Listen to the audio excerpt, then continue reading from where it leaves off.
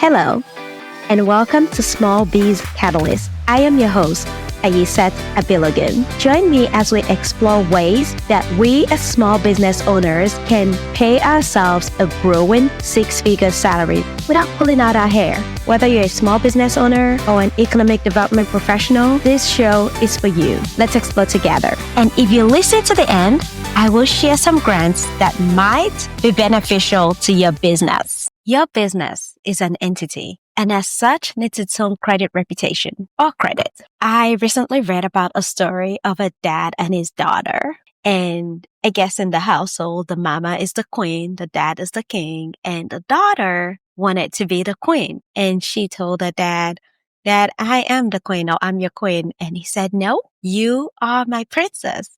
And she really wanted to be the queen. And dad said, "One day, you're going to grow up and you will become someone else's queen. You'll have your own household and you'll be queen and you'll have your own king." That story reminds me a lot about how some of us treat our businesses, especially when we're in the service industry. When we're in the products industry, there's a little bit of differentiation.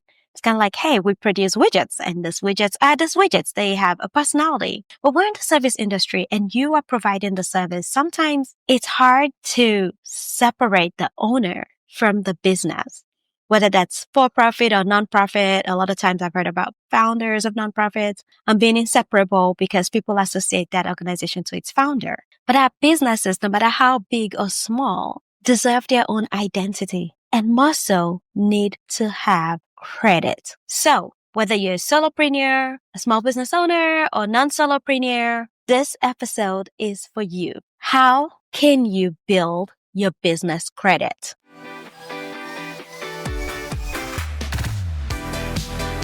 The first step to building your business credit is really establishing a legal entity for your business. Whether that's a C Corp, an S Corp, an LLC, this helps separate your personal and business credit, and it builds a distinct business credit profile. Once you've established your business, then you can sign up with the credit bureaus, including Dun & Bradstreet, which is not a typical credit bureau for you as an individual, but it's great for your business. You could use Experian Business, Equifax Business.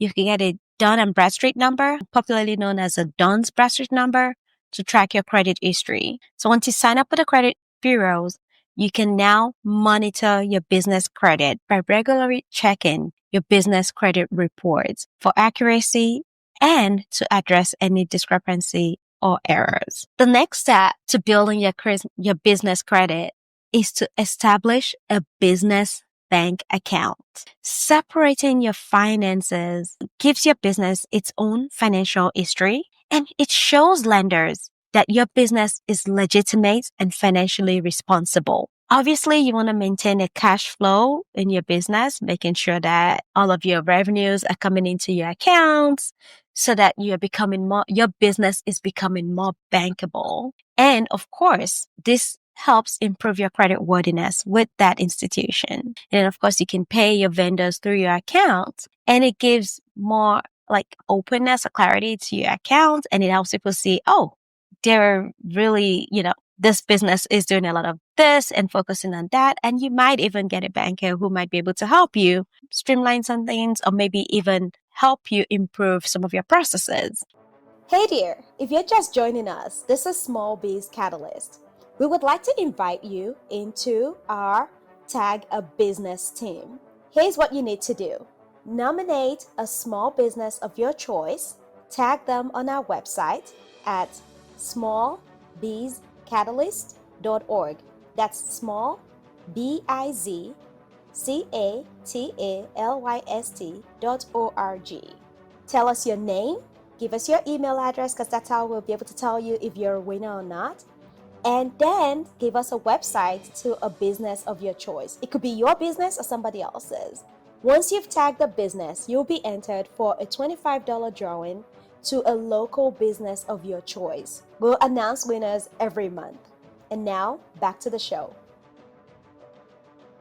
Of course, once you have a business bank account, you want to establish trade lines with suppliers. And how do you establish trade line with suppliers? By purchasing goods or services from suppliers and vendors that report payments to your business credit bureaus. This allows on-time payments and boosts your credit score. You, of course, want to negotiate your payment terms. You might negotiate 30 or 60-day payment term so that you have enough time to pay before they report your payments history. When you're first starting out, you may have to personally guarantee some of those transactions, whether that's a credit card you're getting with the bank or a line of credit. You may have to personally guarantee it.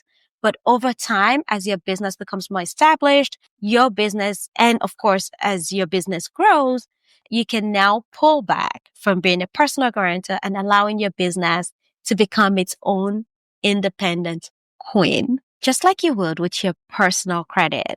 With your business, you want to keep a credit card and even, if possible, lines of credit or a small business loan. All of this give you variety, which means you're not using just one source to build your credit. It also gives you different advantages, like a line of credit is something you can access and pay back early without even having to pay your interest. If you pay back, in a timely manner. While your credit card may still accrue interest, but you can, of course, as your business grows, you can gradually increase your credit limits. But again, you want to do that responsibly so that you can only do what your business can manage. I often hear this, you want to have access to the money before you absolutely need it.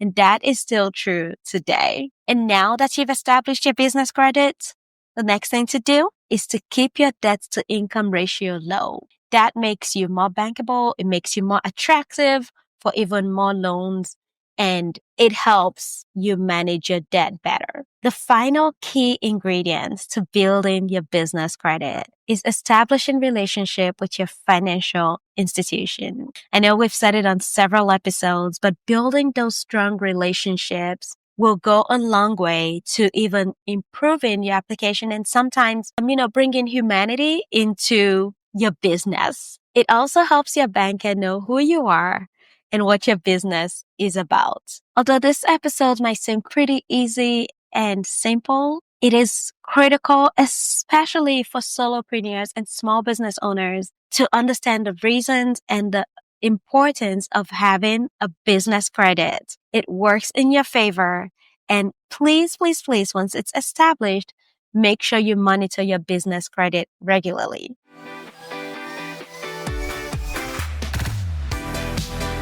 And now for the grant section. Today's grant announcement is one we've shared before. It's by Ryan Foundation. This grant has a $500,000 maximum grant amount, and you have to be a nonprofit organization to qualify. The deadline to request information about the grants are February 1st, May 1st, August 1st, and November 1st. Grant requests and proposals are considered in March, June, September, and December. To find out more about this grant, go to ryanfoundation.com/guidelines for grants. Until next time.